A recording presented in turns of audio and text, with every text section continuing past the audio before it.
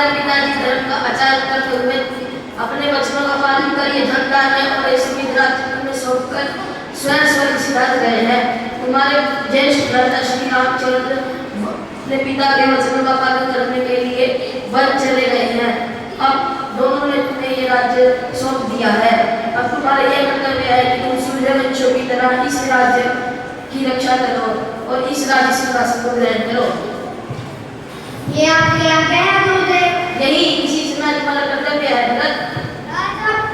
राजा बनने के लिए 3 बातों की आवश्यकता होती है: गुरु का आशीर्वाद, मंत्री और साथियों का सहयोग और प्रजाजन का स्नेह और विश्वास। आज मुझे ये तीनों प्राप्त हो गए हैं, इसलिए मैं बड़ी प्रसन्नता के साथ ये राज्य स्वीकार करना चाहता हूँ। परंतु मेरे मन में एक शंका है। राज्य सिंहासन पर बैठने से पहले आप सब शंका का समाधान कर दे तो अच्छा है। क्या शंका है आपको राजकुमार भरत? कुछ दिन पहले मेरे स्वर्गवासी पिता श्री महाराज दशरथ ने एक ऐसी सभा आयोजित की थी जिसमें आप सब उपस्थित थे। क्यों उस बड़ी सभा में महाराज दशरथ ने अपने पुत्र श्री राम को राज्य पर सौंपने का प्रस्ताव रखा था और आप सबने एक साथ एक आवाज में श्री राम के पक्ष में अपना मत दिया था। क्यों? मैं पूछता हूँ क्यों आप सबने श्री राम के पक्ष में अपना मत दिया था? विराम जैसे राजा किस देश को बड़े भाग कैसे मिलते हैं? बिल्कुल ठीक कहा आपने। फिर आपका मत देने के बाद राजा ने अपनी रानी के कहने पर सर्वसम्मति से दिए गए जंगल को ठोकर मारकर आपके प्यारे श्री राम को वन से निकालकर वन में भेज दिया और अपनी एक चहती रानी के पुत्र को राजा बनाने का निर्णय ले लिया। तब आप में से कोई उत्तर नहीं है पूछने के लिए कि हमारे मत का क्या हुआ?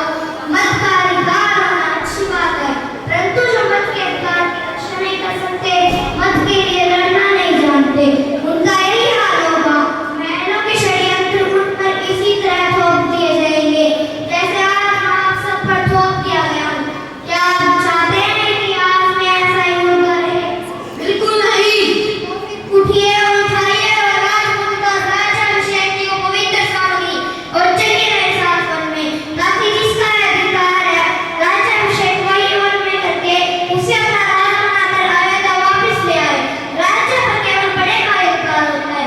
श्री राम उसे अवस्था में बड़े हैं और गुणों में भी उनसे श्रेष्ठ है। केवल वही इस राज्य के अधिकारी है। गुरुदेव, मेरा यह संकल्प सफल हो, ये आशीर्वाद प्रदान करें। धन्य हो भरत, सचमुच धर्म के एक अवतार हो। तुम्हारी सदा जय हो, सदा जय हो।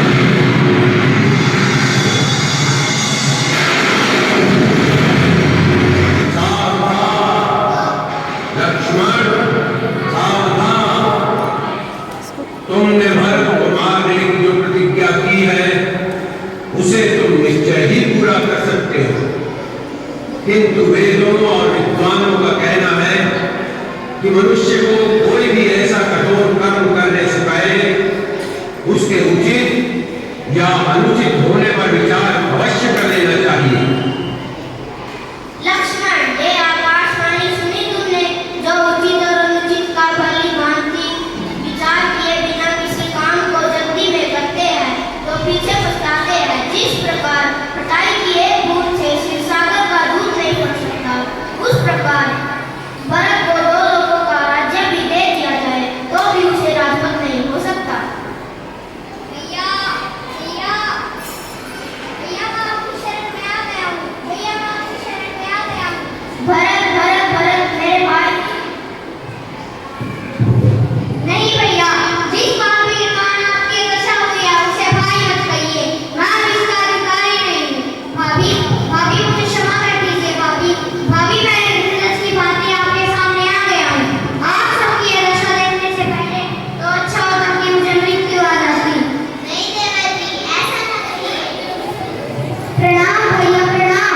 नहीं लक्ष्मण, मैं इस योग्य नहीं कि तुम मुझे प्रणाम कर सको। ऐसे पापी को प्रणाम मत करो।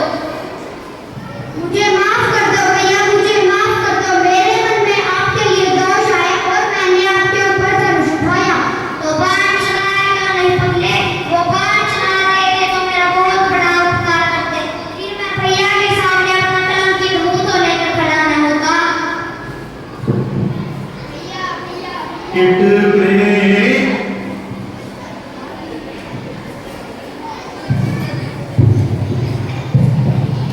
भरत तुम अयोध्या छोड़कर वन में क्यों आ गए? पिताजी, माताएं सब कुशल से है ना?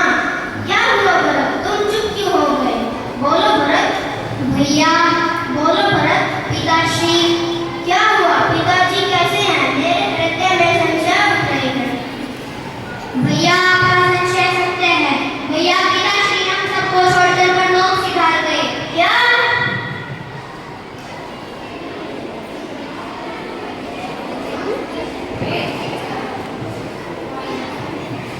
भैया मनाथ हो गए। भैया मनाथ हो गए। हाँ लक्ष्मण, हाँ। लक्ष्मण रामचंद्र से कहा लो, माताएं भी हमारे साथ आई है। माताएं आई है, गुरुदेव आए हैं।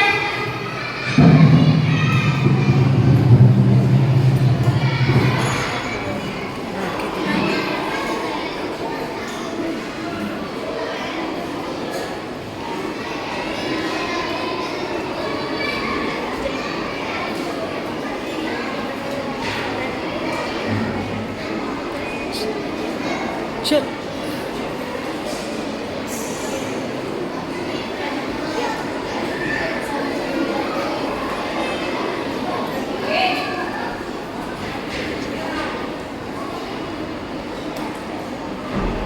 आयुष्मान भव।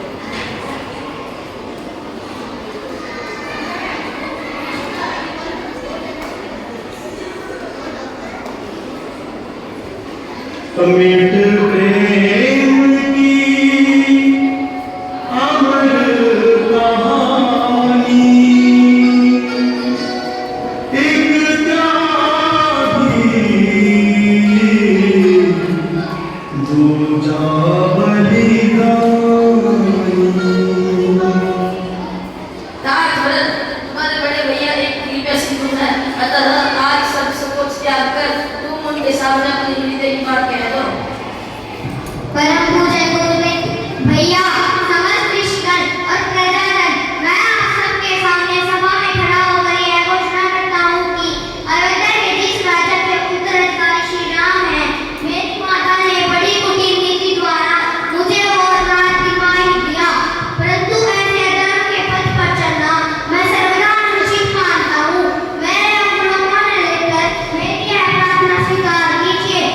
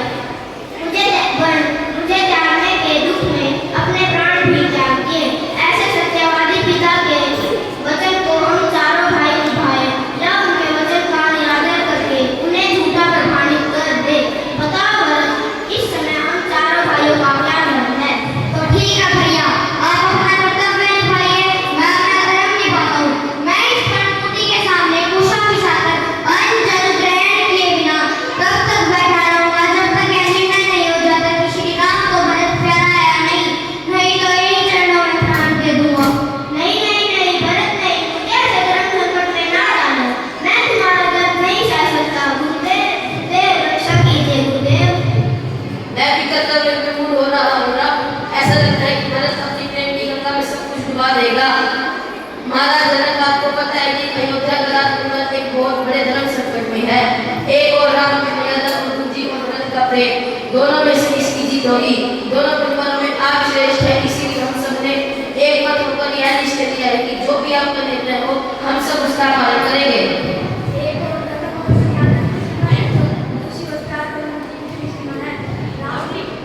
राम अपने धर्म पर तुम्हारी दृढ़ता देखकर इस समय देवता भी तुम्हारी करुणा कर रहे हैं।